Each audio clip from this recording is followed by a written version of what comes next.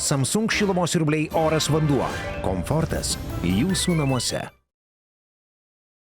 I mean, I'm repeating all the time the same sentence. And maybe I'm boring, but still, it's playoff is about energy and who wants more. Of course, for a very tough game for us, especially first quarter, we play very bad defense, and all first half time we were like frozen on the court, like with some pressure, slow, not decisive in offense, but keeping that intensity from second quarter, especially in defense, at least gave us some confidence, and we make some shot in the second half. So it's after that it's easy to play. Of course, nothing solved. Even if it would be 0-2, it's still we play till 3. Like I said, tennis match on Grand Slam, just 1-1 now. Trenerio mintis apie rungtynes, treneris sakė, kartoju tą patį visą laiką, gal jau nusibodau, bet atkrintamosios pirmiausia yra apie energiją, apie tai, kas labiau nori. Treneris sakė, sunkios rungtynės mums, pirmam kėliny žaidėm blogai gynyboje, apskritai pirmai pusėje buvom lik užšalę, bet antram kėliny pavyko pataikyti metimus, išlaikėm intensyvumą, pavyko pataikyti metimus, tai davė mums pasitikėjimo antroji rungtynių pusėje. What would you say are the main sources for the aforementioned energy? Does it come from confidence? Does it come from preparation, from belief, or from other personalities? From personality, from character. Like you cannot force anyone. I think that all of us we have some weaknesses, but in general we try to be a good team and. It's stupid sound, but better team will win, especially in playoff. So it's we have players who are not giving up, and this is our strength. Klausimas buvo apie pagrindinius šaltinius, būtent tą energijai. Treneris sakė, kad tai ateina iš asmenybių, iš charakterio, tu negali niekieno priversti, mes visi turim silpnybių, bet bendrai stengiamės būti gera komanda. Treneris sakė, gal skambės kvailai, bet tiesiog šitą seriją laimės geresnė komanda. Ir treneris sakė, turim žaidėjus, kuriais pasitikim. Coach, it seems that Neptūnas are risking a lot, allowing your players to shoot from the three-point range. What is your approach to this strategy? Do you want your players to keep shooting or to do it some other way? No, of course, keep shooting.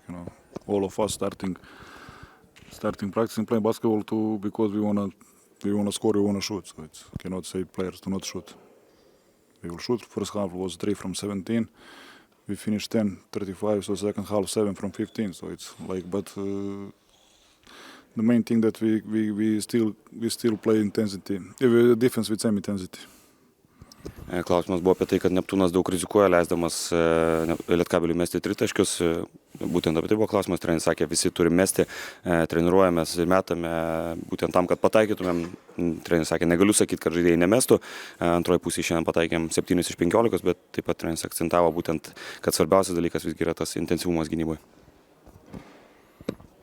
Jamel Morris is only 1 of 18 from the field in this series.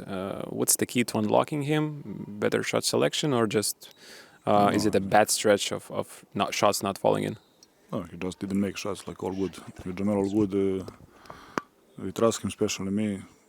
He gave us many good things in past, so it's for me it's not problem. Even how to say, I'm less worried because I know that he will start making you. Klausimas buvo apie Jamelą Morrisą, kuris yra pataikęs šitoje serijoje vieną metimą iš 18. Treneris sakė, aš jo pasitikiu, jis yra mums davęs rezultatą praeitie ir dabar nėra problemos, nes treneris žino, kad jis pramuš. You have mentioned energy quite a few times. How much of that energy comes from the fans supporting the team? Yeah, that's a great question, because even in those tough moments when we were minus 15, fans are still supporting us. They give us like that energy, and I really want to say thanks to them. And now it's clear that we're going to play on a Saturday here, and I want to invite them even to in bigger amount and to come to support us stronger, because we need them. Klausimas buvo, kiek tos energijos, apie kurią kalbėti anksčiau, ateina iš palaikymo. Treneris sakė, šiandien sunkiais momentais, kai turėjom -15 fanai mus palaikė, davė energijos ir treneris sakė, noriu jam padėkoti. Dabar jau aišku, kad žaisim dar vienas namų rungtynės šeštadienį ir labai kviečia visus ateiti į areną. Treneri, atrodo, dvi skirtingos rungtynių pusės šiandieną Panevėžyje. Kokius įspūdžius jūs išsivešite šitų rungtynių? Nesakyčiau, kad dvi skirtingos pusės, tiesiog pirmas kėlinys ir likę 3. Skirtumas labai paprastas. Jeigu pirmam kėlinį mes pataikom, tai mums gerai. Antrą, trečią, ketvirtą kėlinį įmetam po 1 tritaškį, surenkam po 13 taškų, bet net tas neramina. Metimai tai yra toks asmeninis žaidėjo dalykas pataikyti.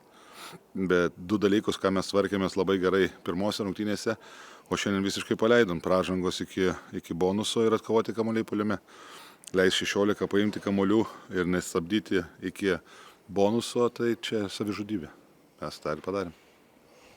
Kokios priežastys jūsų manimų priveda prie, ar tai koncentracijos klaidos, ar kažkokie kiti faktoriai?